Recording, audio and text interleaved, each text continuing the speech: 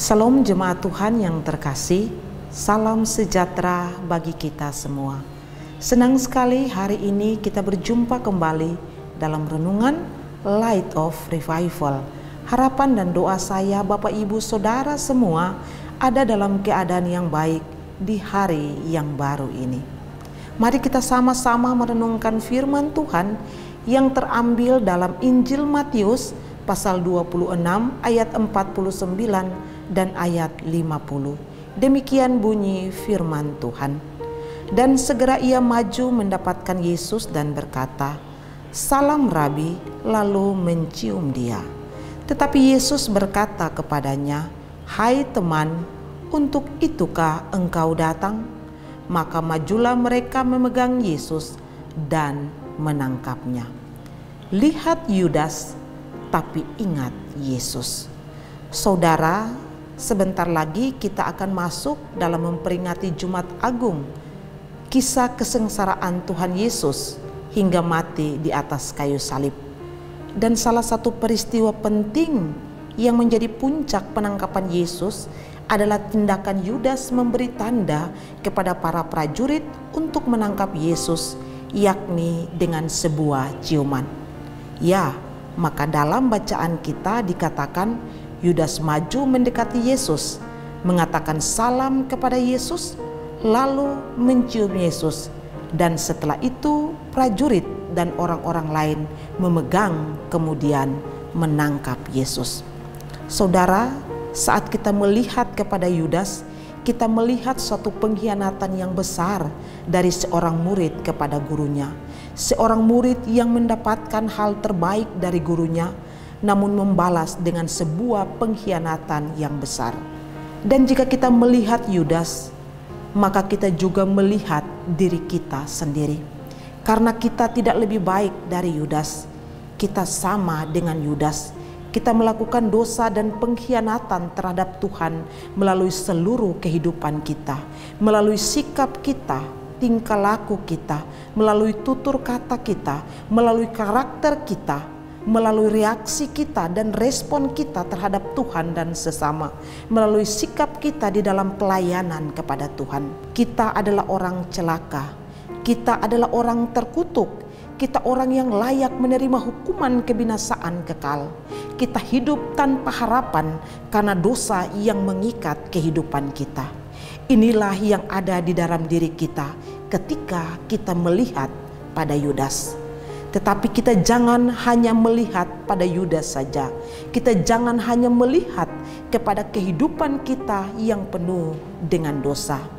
Tetapi ketika kita melihat kepada Yudas, ketika kita melihat kepada diri kita yang berdosa, kita harus lebih lagi mengingat kepada Yesus.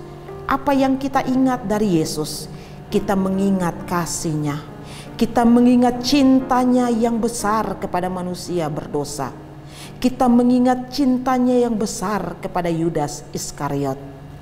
Di malam di Taman Getsemani yang sepi, ada sebuah pengkhianatan yang besar di sana.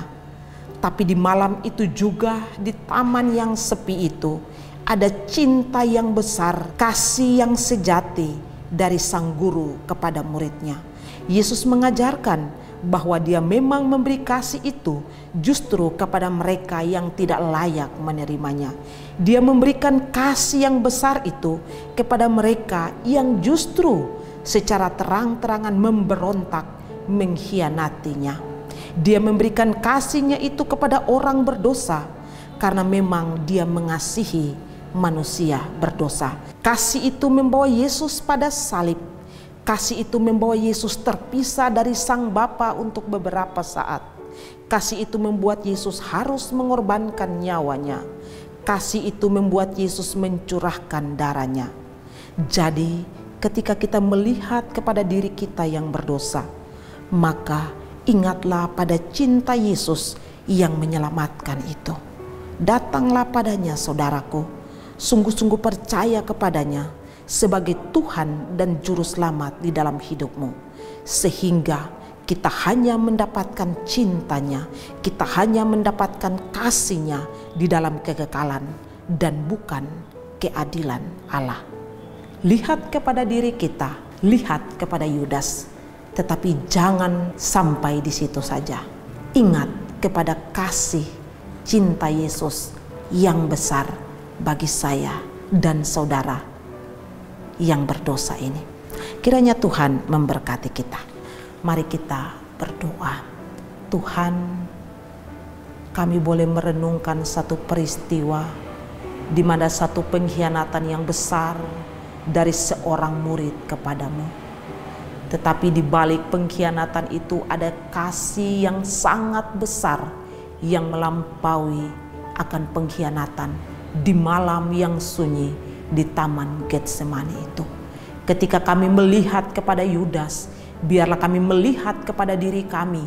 Kami tidak lebih baik dari Yudas. Terus kami jatuh bangun di dalam dosa dan keadaan yang buruk di hadapan Tuhan. Tetapi biarlah ya Tuhan, dalam segala hal dan keterbatasan, kami mau mengingat cinta-Mu yang besar. Kami mau mengingat kasih-Mu yang sejati bagi kami. Dan kami sungguh-sungguh mau datang bertelut di bawah kaki salib Tuhan. Mau sungguh-sungguh percaya kepada Engkau sebagai Tuhan dan Juru Selamat. Dan biarlah di momen Jumat Agung yang akan kami peringati di tahun ini, benar-benar menyadarkan kami bahwa karena kasih-Mu itu, Engkau mau mati bagi kami yang berdosa dan tidak layak ini. Terima kasih untuk renungan firman Tuhan hari ini.